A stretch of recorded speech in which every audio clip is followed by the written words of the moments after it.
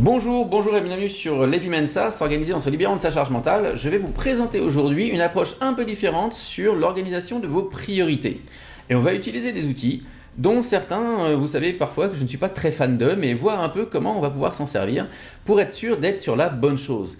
L'idée de cette vidéo, c'est de vous montrer comment vous pouvez entraîner votre cerveau à reconnaître la bonne chose, l'excellent travail par rapport au bon travail pour que vous puissiez ensuite refuser le bon travail pour vous concentrer sur l'excellent travail. On y va.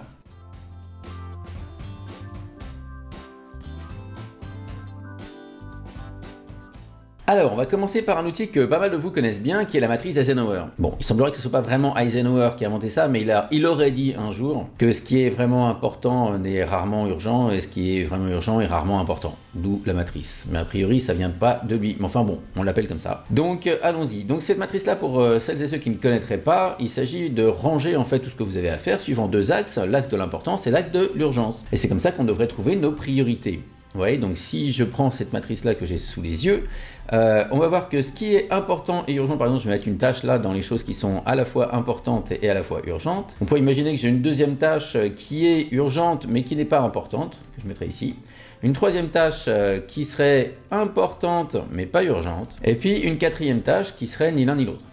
Ok, donc ça serait comme ça que je rangerais en fait toutes mes tâches, et c'est ce que cette matrice vous invite à faire. Elle vous dit tout ce que vous avez à faire, vous le mettez là-dedans et vous le rangez dans cette matrice-là, et comme ça vous allez vous concentrer ensuite évidemment sur les choses en premier lieu qui sont importantes et urgentes. Donc ici ça serait ma première tâche, d'accord, importante et urgente, c'est ça qui serait ma priorité. J'ai ensuite la tâche numéro 2 qui est urgente mais qui n'est pas importante, donc on peut se poser la question, est-ce qu'il faut vraiment que je la fasse? C'est ce que la plupart du temps on va vous dire, ça vous le déléguez, ou alors vous le faites après tout ce qui était important, c'est-à-dire après toutes les tâches qui sont dans les cases du haut ici. À la troisième tâche, des choses importantes mais pas urgentes, c'est ce que vous allez faire, c'est l'essentiel de votre travail, ça devrait être l'essentiel de votre travail, d'accord, c'est ce que vous allez faire ensuite une fois que vous vous serez occupé de la première case des choses urgentes et importantes. Et la dernière, la tâche numéro 4, c'est celle qu'il faudrait juste ne pas faire du tout finalement, celle qu'on va mettre à la poubelle, d'accord, elle est ni importante ni urgente, il n'y a aucune raison qu'elle soit sur ma to-do list. Alors si je devais vous donner quelques exemples de ce que ça peut être pour vous faire une idée un peu plus précise, dans la case urgent et important, ça serait quoi? Ça serait tout ce qui est crise finalement. Ça peut être quoi? Ça va être souvent les crises, les échéances dures, les choses qui nous arrivent dessus et on n'a juste pas le temps de faire quoi que ce soit d'autre. Ça peut être un appel d'un client mécontent. Voilà, c'est ce genre de choses. Dans l'important et le pas urgent, qu'est-ce qu'on va trouver? On va trouver beaucoup de choses. On va trouver la préparation d'un projet par exemple, ou d'une présentation à faire prochainement, d'un truc important. On va trouver tout ce qui est planification, tout ce qui est développement relationnel, le réseautage, ça va être là-dedans parce que c'est important. Tout ce qui est stratégie, développement de la stratégie, ce genre de choses. Dans les trucs pas importants urgents, ça va être quoi? Ça va être malheureusement la plupart des réunions. Elles sont pas importantes, elles sont urgentes, pourquoi? Parce qu'elles sont liées au temps et qu'il faut que vous soyez à cet endroit-là, à cette heure-là. La plupart des interruptions vont rentrer dans cette catégorie-là, les appels intempestifs, ce genre de choses. Et dans les trucs ni importants ni urgents, on va retrouver ce qu'on appelle communément les voleurs de temps. Ça va être tout ce qui est activité sur les réseaux sociaux à partir du moment où c'est pas important professionnellement. Ça va être tous les surfs sans but sur le web. Ça va être 50 à 80% de la gestion de vos mails. Enfin voilà, ça va être ce genre de choses. Alors, ceux qui me suivent depuis un petit moment déjà savent que je suis pas hyper fan de cette matrice-là. Pourquoi? Parce que si vous la faites au niveau des actions, ça va être un problème. Pourquoi? Parce qu'au niveau des actions, c'est vraiment, je parle de nouvelles petites choses, passer un appel à bidule, répondre à un email, à machin, etc. C'est beaucoup trop petit en fait. Et du coup, vous allez passer vos journées à tout le temps réévaluer toutes les actions que vous avez à faire. Et puis vous savez que dans nos méthodes, on parle surtout de prochaines actions, puisque c'est ça qui nous aide à démarrer. Et la prochaine action, ma foi, il y a peu de chances qu'elle se retrouve jamais là-dedans. D'abord, elle est trop petite, encore une fois. C'est-à-dire qu'il y en a quand même 150 à 250. Vous voyez, on va pas remplir une matrice de 250 prochaines actions. Et j'insiste, vous les avez déjà. Par la vie que vous avez, la plupart d'entre vous qui m'écoutez, vous avez entre 150 et 250 prochaines actions, là maintenant tout de suite. Donc on voit bien qu'on peut pas les mettre là-dedans, c'est pas hyper pratique. En termes d'action, donc ça fonctionne pas très bien. Et ça fonctionne pas très bien aussi pour une autre raison, c'est que dans la méthode Levi Mensa, on va vous dire que tout ce qui est urgent, c'est-à-dire qui a un rapport au temps, tout ce qui a un rapport au temps va dans le calendrier. Donc c'est-à-dire que là, il n'y a même rien à décider du tout. Urgent, nous on laisse pas faire urgent. Urgent, si quelqu'un vous dit urgent, ne le lâchez pas tant qu'il ne vous a pas donné un chiffre. D'accord, j'en ai parlé dans d'autres vidéos, mais s'il vous dit que c'est urgent, c'est qu'il est capable de vous dire pour quand. Si c'est pour avant-hier, vous lui répondez très candidement, maintenant qu'on a bien rigolé, c'est pour quand? Et vous le lâchez pas tant qu'il y a vraiment une vraie estimation. Est-ce que c'est pour dans 2 minutes? Est-ce que c'est pour dans 2 heures? Est-ce que c'est pour ce soir? Est-ce que c'est pour demain? Et demain quoi? Demain 10 heures? Demain midi? Ouais, vous devez absolument repartir avec une heure. À partir du moment où vous avez un chiffre, une heure, vous collez ça dans le calendrier, du coup vous avez une échéance et vous gérez ça comme on gère les échéances habituellement. C'est dans votre calendrier et vous le ferez quand vous déciderez que ce sera le moment de le faire pour être à l'heure au niveau de l'échéance, évidemment. Donc vous voyez que l'urgence, finalement, n'a pas trop à rentrer en ligne de compte, bizarrement, dans la priorité. Puisque c'est urgent, ça se fait quelque part de soi-même. Vous voyez, c'est mon agenda qui arrive, les échéances arrivent, et forcément, comme je suis obligé d'être au rendez-vous de l'échéance qu'on me donne, j'ai aucune priorité à faire là-dedans, et ça se fait tout seul avec le temps qui passe. Donc cette matrice-là, elle n'est pas hyper top pour l'utilisation qu'on pourrait en faire nous. Par contre, si vous voulez l'utiliser, ça peut être quand même pas trop mal à partir du moment où vous êtes au niveau des résultats à atteindre, c'est-à-dire des projets, des choses qui vont se faire d'ici la semaine prochaine, plutôt le mois prochain, les 3-4 mois qui viennent. D'ailleurs, utiliser cette matrice-là à 3-4 mois, c'est pas trop mal. Parce que du coup, au lieu d'urgence, vous mettez la rapidité du délai, quoi. Il y a des choses qui devront être faites avant d'autres, et encore une fois, la priorisation souvent se fait toute seule avec le temps qui passe. Mais ça peut être quand même assez sympa de se dire, bah, ce projet-là, d'ici 3 mois, j'aimerais bien le finir avant celui-là, il est plus important que celui-là, il est plus important, il faut le faire avant celui-là, celui-là est plus important, il faudrait le faire après celui-là. Vous voyez, plutôt que urgence, plutôt se dire, bah, c'est avant ou après. Oui. Parce qu'urgence, encore une fois, c'est un peu la sirène qui sonne. Donc, puisque moi, l'urgence ne m'intéresse pas, je vais plutôt remplacer ça, et j'ai fait ça en coaching récemment avec un client, ça a marché merveilleusement, donc je vous le partage. On va remplacer l'urgence par un autre truc, le fun. Le plaisir que j'ai à faire la chose, ou le sens que la tâche a pour moi, ok?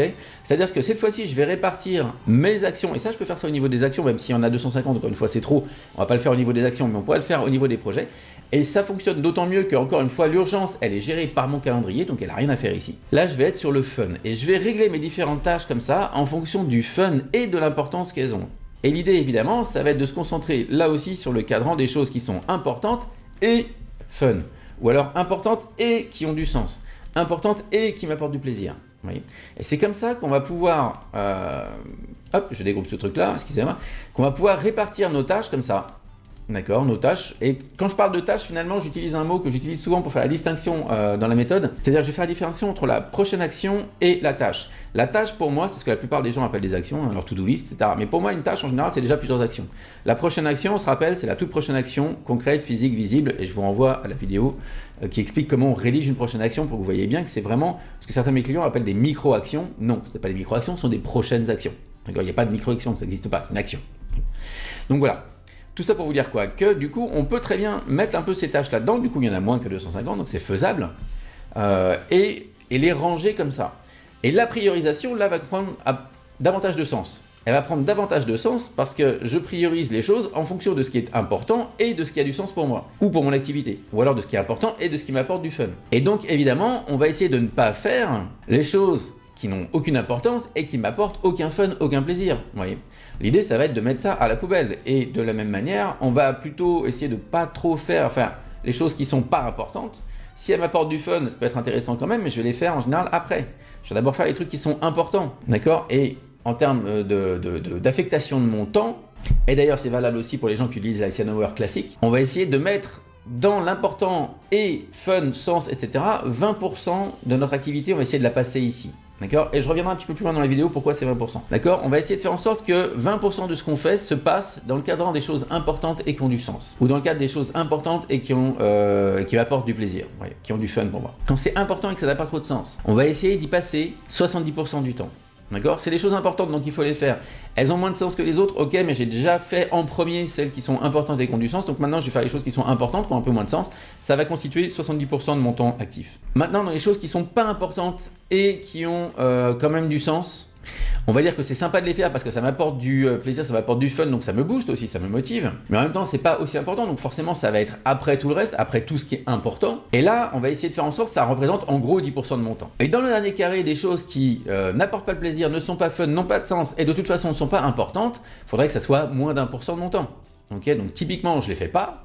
Et d'ailleurs, normalement, vous devriez être assez occupé pour passer votre temps dans les choses qui sont à la fois importantes avec du sens ou importantes avec un peu moins de sens ou même pas importante avec du sens, vous devriez passer suffisamment de temps là-dedans pour que finalement il n'y ait même plus de temps pour les choses qui ne sont pas importantes et qui n'ont pas de sens. Okay, donc ces pourcentages, je rappelle ici, en gros 20% de votre temps dans cette case ici, tiens je vais le mettre là, hop, en gros 20% de votre temps ici, 70% de votre temps là, 10% de votre temps ici, et ici moins de 1%.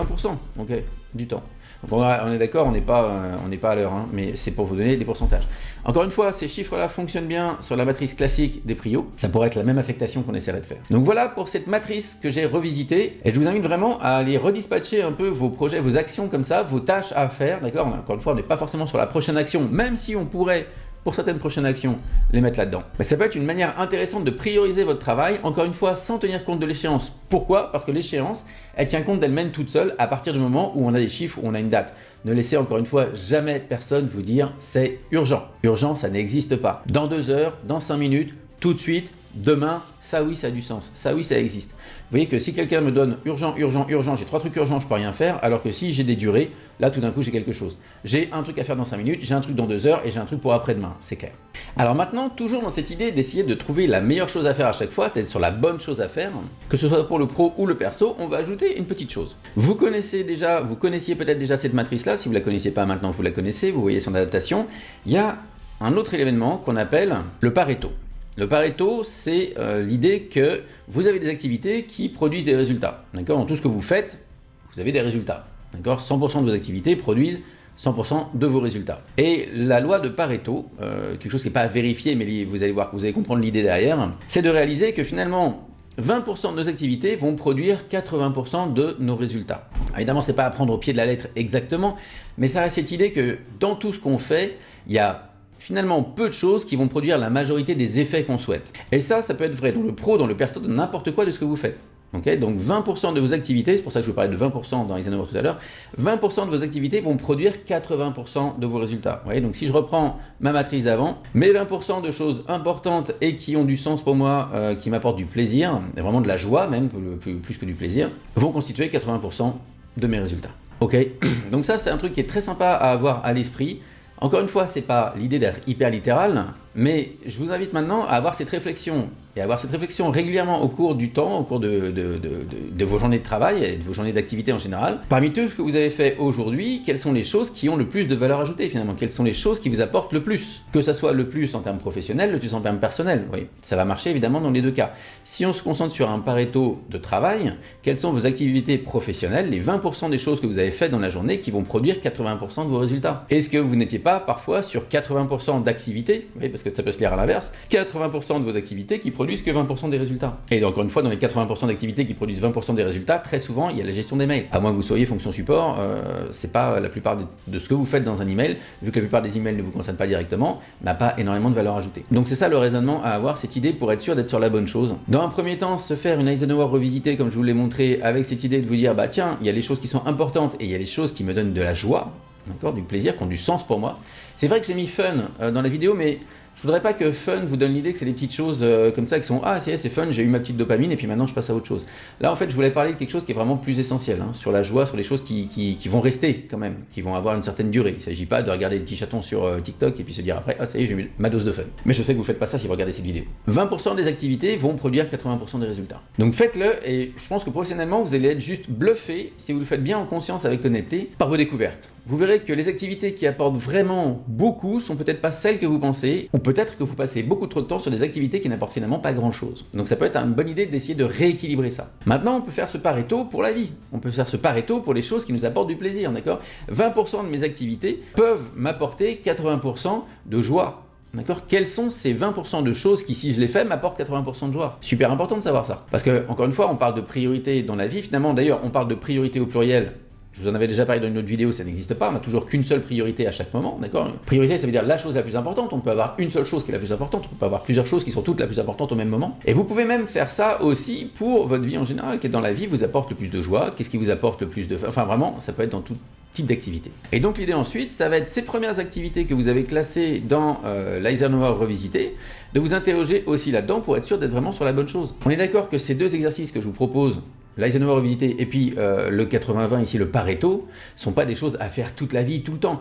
L'idée, c'est que vous le fassiez consciemment pendant quelques temps. Et ensuite, vous allez voir que vous allez développer une habitude. Une habitude de refuser directement les choses dont intuitivement vous savez que ça n'a pas d'importance et que ça ne vous apporte aucune joie, ça n'a aucun sens, ça n'a aucun plaisir. D'accord? Vous allez refuser juste intuitivement. Les choses qui, à l'inverse, ont beaucoup de sens et sont très importantes, vous allez naturellement aller dessus. Et vous verrez qu'au bout d'un moment, vous allez finir par refuser le bon travail pour vous concentrer sur l'excellent travail. Parce que si je vais une dose plus loin dans mon Pareto ici, d'accord, dans mon 20% d'activités qui produisent 80% des résultats. Si je vais au carré, j'ai envie de dire, je vais tomber forcément sur 20% de 20%, ça va me faire 4%.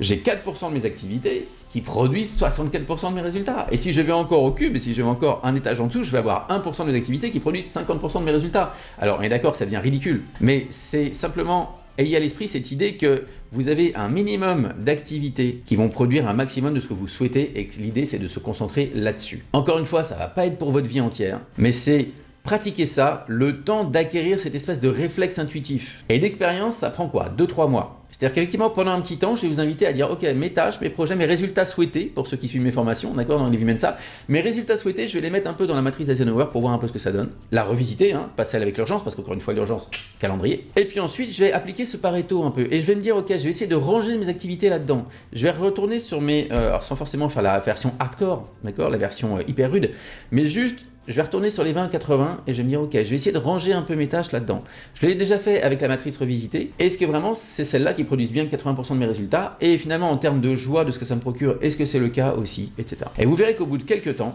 encore une fois 2-3 mois, ça va venir. En faisant ça régulièrement, et au début, oui, ça va être un peu tous les jours, en tout cas avoir cette réflexion tous les jours, de dire, attends, je suis en train de faire quoi là? Est-ce que vraiment ça apporte de la valeur ajoutée? Est-ce qu'il n'y a pas un truc qui est plus important, qui a plus de sens, sur lequel je pourrais me concentrer? Et vous verrez qu'au bout d'un moment, ça va devenir un réflexe. Et vous allez finir par soit déléguer, soit refuser, soit renégocier ardemment les choses qui déjà ne sont pas importantes et en plus pourraient, en plus de ça, ne vous procurer aucune joie. Donc si vous faites ça et qu'ensuite vous arrivez à travailler par série, c'est-à-dire faire des activités qui sont similaires et pas vous laisser interrompre dans une tâche jusqu'à la fin de cette tâche-là et ensuite passer à la deuxième, vous verrez que vous allez avoir une productivité qui va juste exploser et aussi un sentiment de plénitude, d'être vraiment sur les choses importantes parce que vous le serez et les choses qui vous apportent du sens parce que vous serez aussi là-dessus beaucoup plus souvent. Donc je résume, classez vos activités suivant les choses qui sont importantes, vous apportent de la joie ou ont du sens pour vous. Ayez ensuite une réflexion consciente sur le 20% d'activités qui produisent 80% de vos résultats ou sur les 4% qui en produisent 64%. Et une fois que vous avez ça, travaillez par série, en batch. Restez concentré sur le même genre d'activité pendant un certain temps, sans vous laisser interrompre, avant de passer à la suivante.